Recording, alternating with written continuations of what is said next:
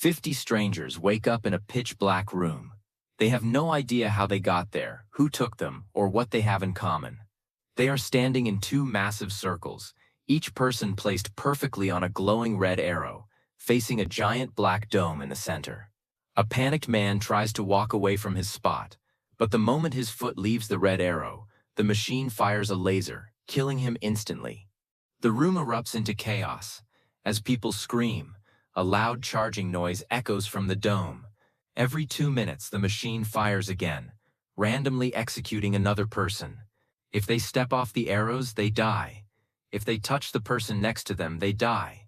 And if they do nothing, they still die. Today, we are going to recap the psychological thriller, Circle. As the body count rises, a young man notices something strange. Whenever he moves his hand, the arrows on the floor light up, pointing at different people in the room. He realizes they aren't dying randomly. The machine is a voting system. They are choosing who dies next. The person with the most votes gets executed. If there's a tie, the machine picks randomly. To test the theory, the group decides to all vote for the empty spots where people have already died. But the machine doesn't accept empty votes. It zaps another random player. They realize they are being forced to play a deadly game of elimination. They must actively choose who lives and who dies. Panic sets in. A young college student suggests they should sacrifice the elderly first, since they have already lived full lives. He tries to point to an old man, but in his panic, the old man gets confused and accidentally steps off his circle, getting zapped.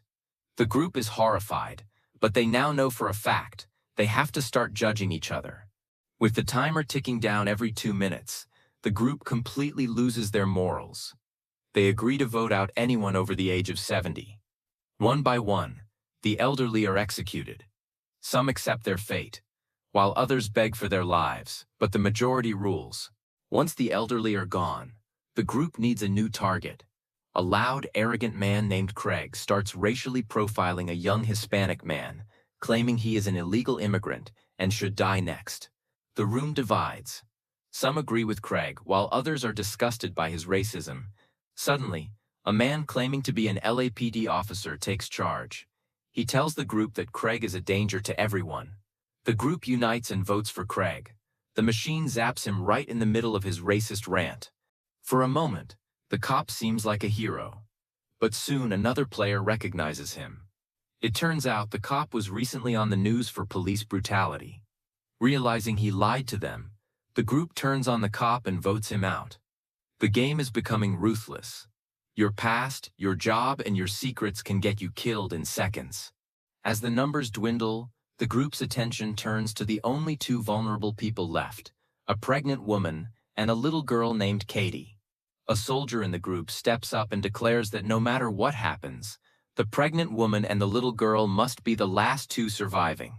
A large faction of the group agrees to protect them. However, a cynical man argues that this is illogical. He states that everyone's life is equal, and just because someone is a child doesn't mean they deserve to live more than a doctor or a husband. The room splits into two warring factions, those who want to save the child and those who want to save themselves. During the chaos, a quiet, observant man named Eric watches everything. Eric is incredibly manipulative. He pretends to side with the people protecting the little girl, but he is secretly pulling the strings, getting the cynical players voted out one by one. The game turns into a bloodbath of alliances. Husbands vote against wives, people lie about having cancer, and players sacrifice themselves. The circle gets smaller and smaller. Finally, only 4 people remain. Eric, the pregnant woman, the little girl, and a man who hasn't spoken a single word the entire game. Eric tells the silent man that it's time to be a hero. He asks him to step off his arrow so the woman and child can live. Without a word, the silent man steps forward and is instantly vaporized. Now, there are only 3 left: Eric, the pregnant woman, and little Katie. The timer starts. Katie and the pregnant woman agree that they will both step off the arrows at the exact same time, sacrificing themselves so the other can live. Eric smiles and agrees, telling them it's the most noble thing they can do. But Eric has been lying this whole time.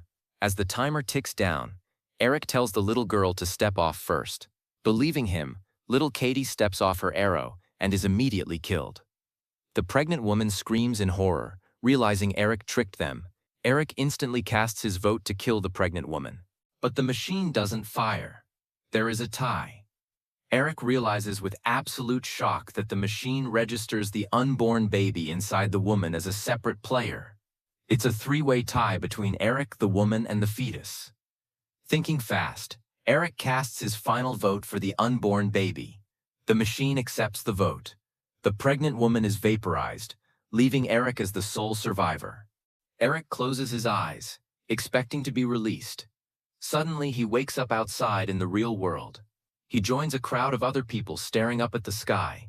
As he looks around, he realizes something chilling. The only other people standing around him are either pregnant women or small children. Eric is the only adult male who manipulated his way to survival. Above them, massive alien UFOs hover in the sky, revealing that the deadly game was an alien experiment to test the morality of humanity, and humanity failed.